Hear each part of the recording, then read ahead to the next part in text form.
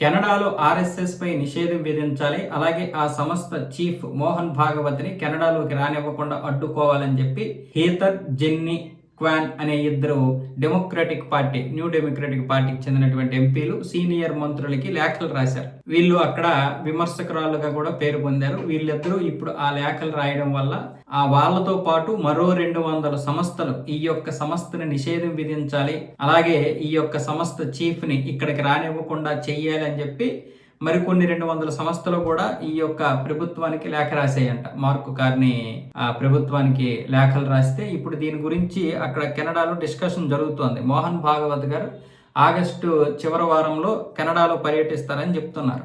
దానికి సంబంధించి ఖలిస్తానీలు ఆడుతున్నటువంటి నాటకం ఇది. ఖలిస్తానీలు ఆర్ఎస్ఎస్ రానివ్వకుండా ఆర్ఎస్ఎస్ సంస్థ ఇక్కడ పుంజుకుంటే వాళ్ళ యొక్క దీనికి గండిపడుతుంది కదా.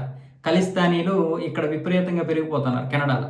పైగా వాళ్ళు భారతదేశం మీద కుట్రలు చేస్తున్నారు. వాళ్ళని అడ్డుకోవడానికి ఆర్ఎస్ఎస్ ఏమొచ్చేసి అక్కడ బలపడుతుంది.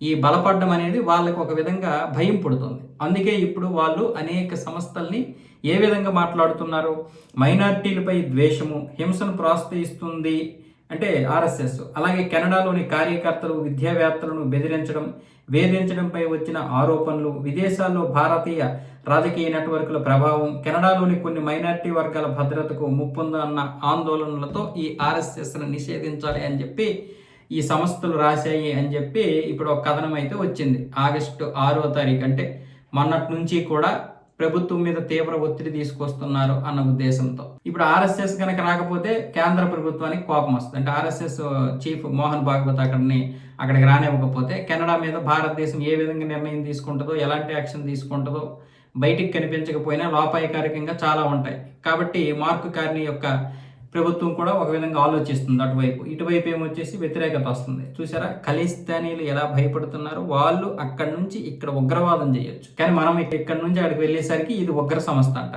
అలా ఉంది. అంటే వాళ్ళు చేసిన దానికి మనం ఎలా అడ్డుకోగలం? మాటల ద్వారా అడ్డుకోలేము.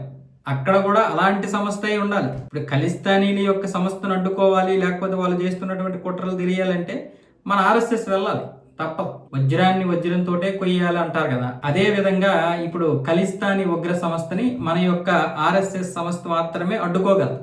వాళ్ళు చేస్తున్నటువంటి కుట్రల్ని మన వాళ్ళు మాత్రమే అడ్డుకోగలరు. అందుకోసమని ఇప్పుడు ఆర్ఎస్ఎస్ని అక్కడ బలపరుస్తున్నారు. కానీ కెనడాలో వీళ్ళు మాత్రం అడ్డుకోవడానికి తీవ్రంగా ప్రయత్నాలు చేస్తున్నారు. ఏదైతే ఏమైంది, ఒక సక్సెస్ అయితే మనకు అర్థమైంది కదా.